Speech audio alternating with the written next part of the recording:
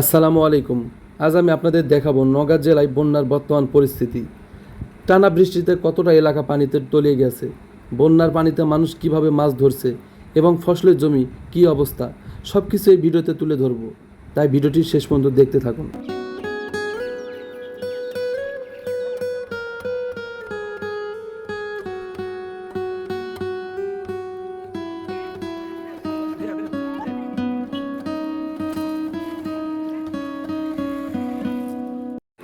হঠাৎ করেই নওগাঁ জেলায় কালো মেঘে আকাশ ঢেকে টানা বৃষ্টি শুরু হয়েছে সেই সারা রাত ধরে। অল্প সময়ের মধ্যেই আমাদের এই নিচু এলাকায় পানিতে তলে গেছে। অনেক রাস্তাঘাট সড়কে জলবদ্ধতার সৃষ্টি হয়েছে এবং স্বাভাবিক জনজীবন ব্যাহত হয়েছে আমাদের। আজকে সারা রাত বৃষ্টির কারণে রাস্তা পুরোটা ডুবে গেছে। জেলেরা সবাই জাল নিয়ে আসছে মাছ মারার জন্য। এই যে গ্রামে কত মানুষজন রাস্তায় এসেছে মাছ মারা দেখতেছে। এই যে এক পাশে জাল, হাজার হাজার হাজার মানুষজন আসছে রাস্তায় মাছ মারা দেখতেছে, বৃষ্টি পানি দেখতেছে। কি পরিমাণে বৃষ্টির পানি!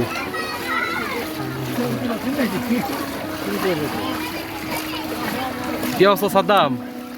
জাল কই? হ্যাঁ, মাছ তো জাল নিয়ে গেছে। এই দেখুন দর্শক বিন্দু জাল তুলতেছে টেনে টেনে সবাই। অনেকে প্রস্তুত হয়ে আছে জাল ফেলার জন্য।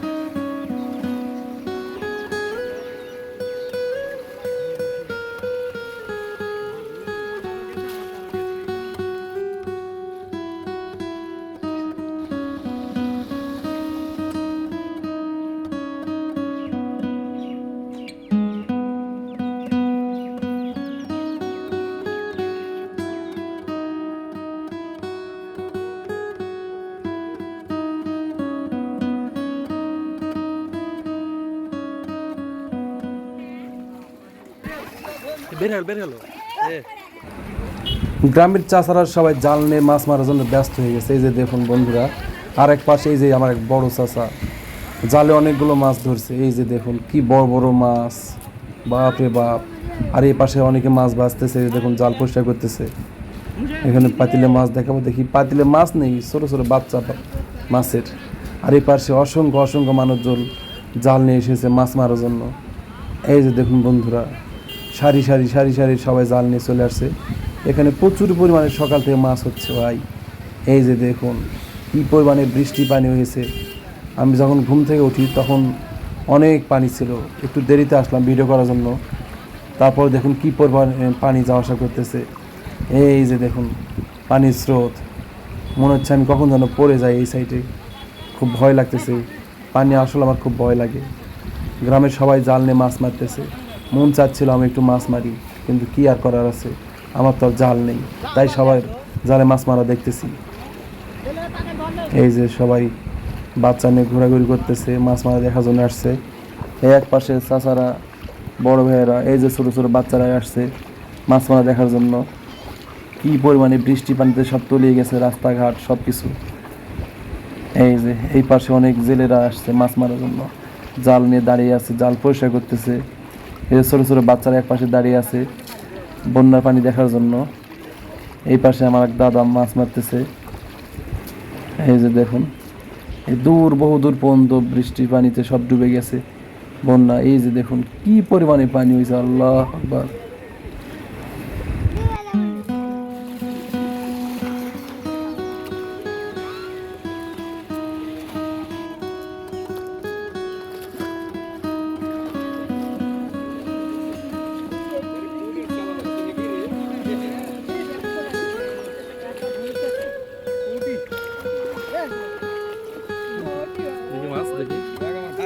ভিডিও করতে আমার মরা মাছে তাই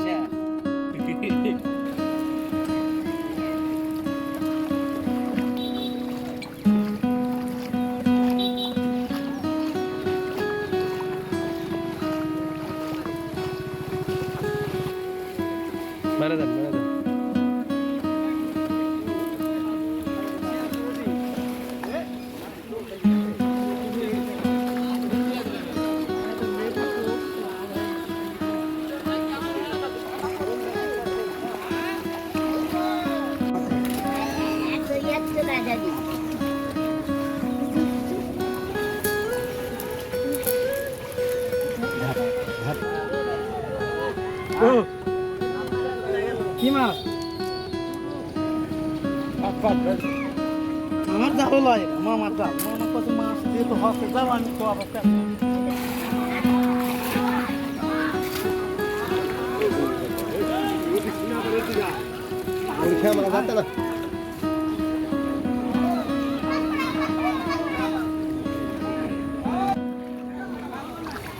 আমাদের নওগাঁ জেলার প্রায় এলাকায় বন্যার পানিতে তলিয়ে গেছে। সকাল সকালে এই রাস্তাটিও ডুবেছিল, এখন একটু পানি কমছে, তারপর পানির অনেক স্রোত। এই যে একপাশে প্রচুর পরিমাণে মানুষজন আসছে মাছ মারার জন্য, আর এলাকায় অনেক নিচু ছিল, এই নিচুর জন্য সব তলিয়ে গেছে। এই যে দেখুন কি পরিমাণে পানি যাচ্ছে ব্রিজের নিচ দিয়ে। আর এই পাশে এসে দেখি এক মাছ লাফালাফি শুরু করছে, বাপরে বিশাল বড় মাছ। রাস্তার পাশে পানির স্রোত যাচ্ছে, এখানে ছোট বাচ্চারা দুষ্টামি শুরু করছে। আর বন্যা পানি এলেই বাচ্চারা দৌড়াদৌড়ি করে, লাফালাফি করে। একসময় আমিও ছিলাম এদের মতো। রাস্তায় গাড়ি ঘোড়া যাওয়া আসা করতেছে, কি স্পিডে গাড়ি যাচ্ছে দেখুন। এই পাশে দেখুন বাচ্চারা কি দুষ্টামি শুরু করছে। এই পাশে দেখুন দুজনকে ধাক্কা মেরে ফেলে দিল এই বাচ্চাটি। রাস্তা দিয়ে গাড়ি ঘোড়াও যাচ্ছে। আর এই দিকে দেখুন ফসলি জমি একদম ডুবে গেছে বন্যার পানিতে। আমার জানা নেই আবাদি ফসলগুলো কি অবস্থা হবে, তবে শুনেছি এই মরিচ গাছ আর এই কচু ক্ষেতগুলো পানি এলেই নাকি সব তলে যায়। এই পাশে অনেক নিচু জায়গা, তাই একদম তলে গেছে। এই পাশে তো দেখাই যাচ্ছে না, দেখুন কি পরিমাণে বৃষ্টির পানি, আল্লাহ।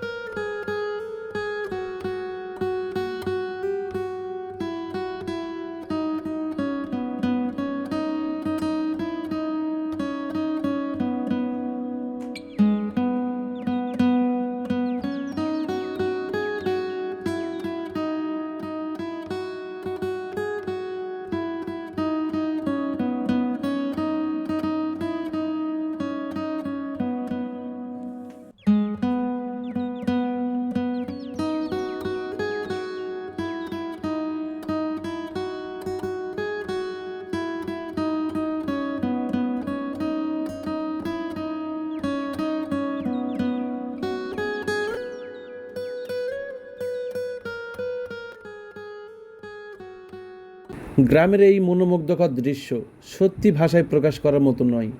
চারিদিকে সবুজ মাঠ, গাছপালা, পাখির কিচিমিচির, খোলা আকাশ, শীতল বাতাস আর প্রকৃতির অপরূপ সৌন্দর্য, এসব মিলিয়ে গড়ে উঠেছে গ্রামের জীবন। শহরের কোলাহল, যানজট আর ব্যস্ততার ভিড়ে এমন শান্ত পরিবেশ খুবই কমই দেখা যায়। তাই গ্রামের প্রতিটি সকাল যেন নতুন আশার বার্তা নিয়ে আসে, আর প্রতিটি বিকেল প্রকৃতির রূপে রঙিন হয়ে ওঠে। গ্রামের মানুষের জীবন খুবই সহজ সরল, কিন্তু সংগ্রামে ভরা।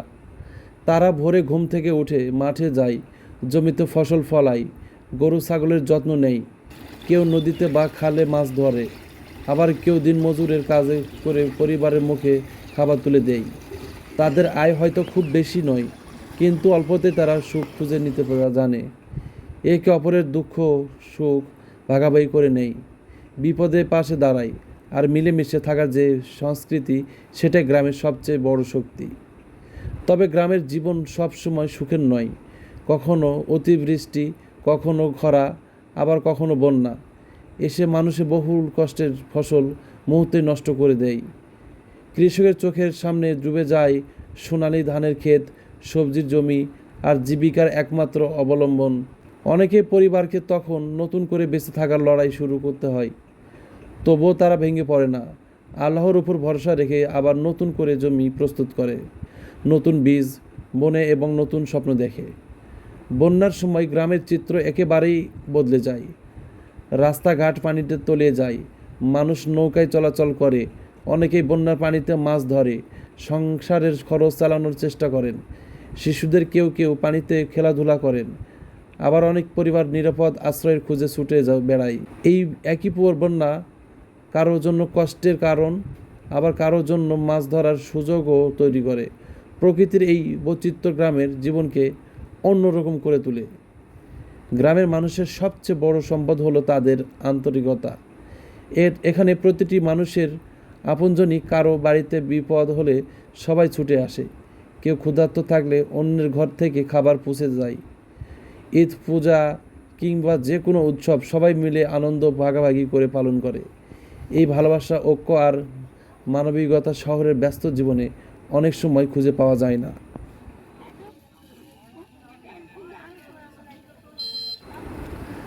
আজকের এই ভিডিওতে আমরা আপনাদের সামনে তুলে ধরেছি গ্রামের বাস্তব জীবন, প্রকৃতির সৌন্দর্য, মানুষের সংগ্রাম, বন্যার প্রভাব, মাছ ধরার দৃশ্য এবং ফসলের জমির বর্তমান অবস্থা।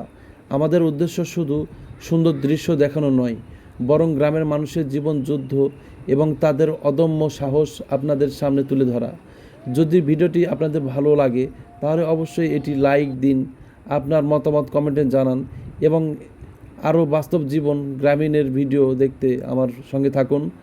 সবাই ভালো থাকুন, সুস্থ থাকুন। আল্লাহ হাফেজ।